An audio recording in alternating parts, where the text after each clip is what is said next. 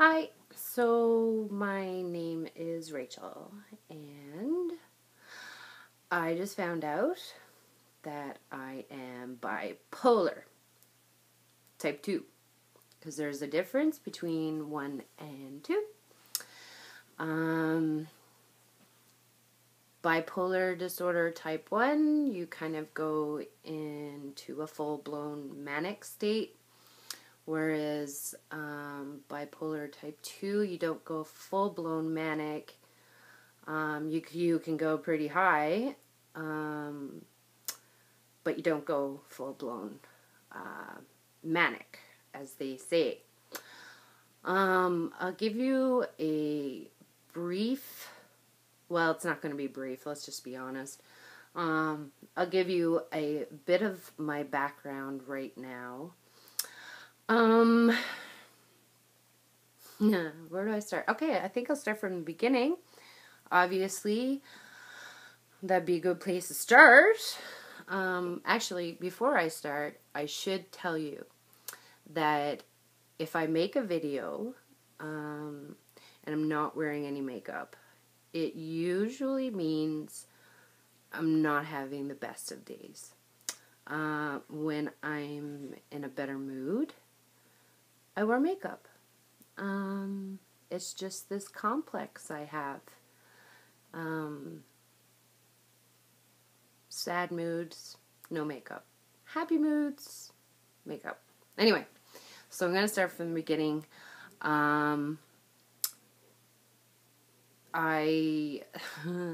Starting off in school, we'll start from the very beginning. I was an extreme perfectionist. Extreme. My very first report cards to my parents were telling them that I am very tidy and I'm a perfectionist. That was a long, long time ago. I'm 34, so do the math. It's been a while. So I was an extreme perfectionist. By the time I was 10 years old, I was diagnosed with something that's called conversion disorder. We didn't know what it was, and I'll explain it to you now in just a minute, but because we didn't know what was going on with me, I found a nickname for it, and I called it the buggies. And what it is, I had pains all over my body, and it would jump around. So I would have an extreme pain in my knee, and then, a few seconds later, it would jump, and it would jump into my arm or into my foot, and I was having these pains just shooting all throughout my body, to the point that it was so excruciating I had to be admitted to the hospital. So this happened around 1989, when I was about 10 years old. And anyway, we just called it the buggies. The bugs were painful, and when it got so bad, I became paralyzed, and I had no muscular function. I couldn't go to the bathroom myself. I couldn't lift up my arms. I couldn't prop myself up in the hospital bed. People had to do that for me. And then it just kind of went away. And next thing you know, I can walk and I can feed myself and I'm fine. So I was discharged. And I don't know if I blocked it out, but it wasn't until 2007, and that's a whole other story, that I found out that this is what it's actually called. It's called conversion disorder. And what actually is happening is something so traumatic is happening in your life that in order for your brain to really process it and to cope with it, it shuts down parts of your body. So you're not focusing mentally on, what environmental things that are going on. It focuses more for you to focus on the physical. So you're not thinking about whatever. So what was actually going on at that time was, like I said, I was an extreme perfectionist. And I failed a science test in grade 5. And being a perfectionist, you don't fail. And so when I got this test back, I'll never forget, it had something to do with dinosaurs. I demanded to be put back a grade because I was not smart. I wasn't as smart as the rest of my class. And I needed to go back a grade. I needed to go back and I needed to do it all over again so that when I did it the next time, I would pass. And I fought with my parents. I mean, fought.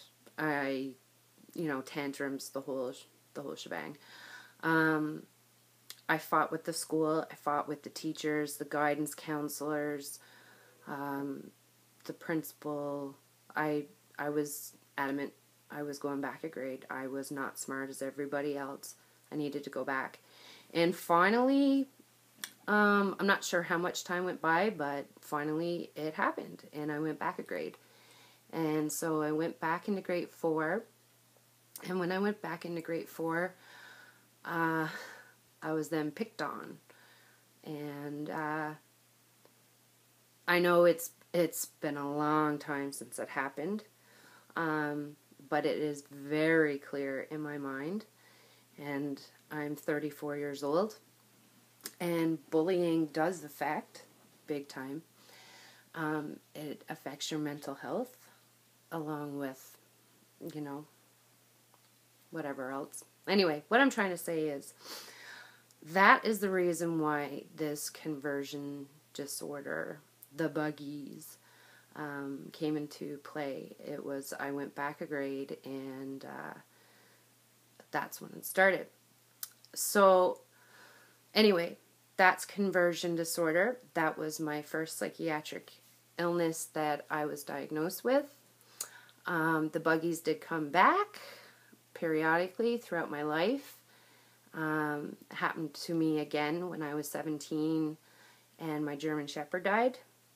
And if anybody knows me, I'm a crazy animal lover.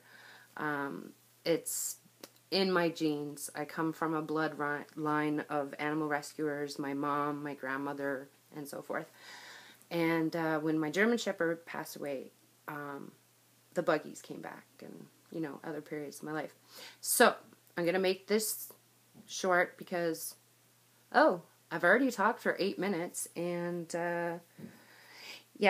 so, here's a quick rundown. I have it written down. I'm reading off a piece of paper. So, the conversion disorder, when I was 10, then in 2005, I was put through menopause.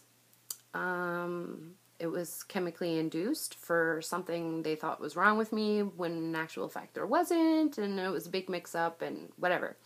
Anyway, so I went through menopause at the age of 26. Any woman who goes through menopause knows that there's a lot of changes that happen to you. It's horrible. I can sympathize. There's not too many mothers and daughters who can say they went through menopause together. Hi, Mommy. I love you. I'm glad we didn't live together. We would have killed each other. So going through the menopause, you get the irritability, the mood swings, the hot flashes, and depression. And for me, I got the depression. And after the menopause, the depression stayed. And okay, I gotta do this quick. Anyway, the depression stayed, and then I was also diagnosed with anxiety. And if anybody has ever had an anxiety attack, the first thing you think of is you are dying. You think you're having a heart attack. It's the only way to explain it when you read symptoms of a heart attack. You know, you're sweating, your heart is racing, you are about to collapse. You know, it's horrible. And we'll talk about that later on. And then I was also diagnosed with agoraphobia. And agoraphobia,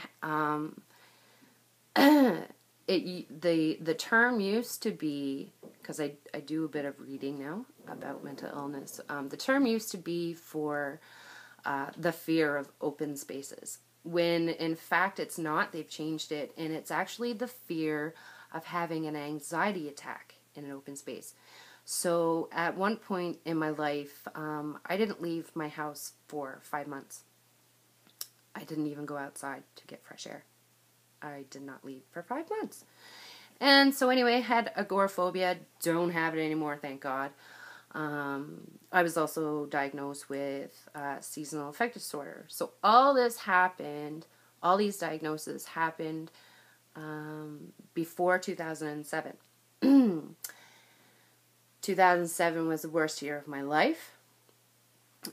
We will touch on that another time. I will say I am a survivor of a suicide attempt. And I'm okay. I'm right here. And that's a whole other like 5-hour video.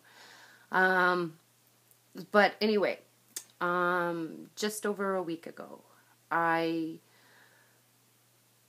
got to see a new psychiatrist. I have since moved from Newfoundland. I am living in a little small town in northern Ontario.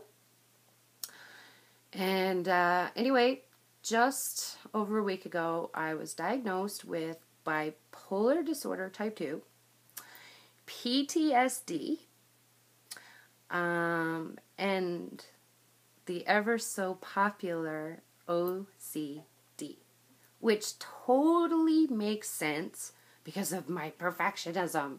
But anyway, that OCD is called symmetry compulsion. And symmetry compulsion is when things have to look a certain way and have to be a certain way. You know, I don't have, a counting thing or anything like that, but I'll show you actually what it kind of looks like.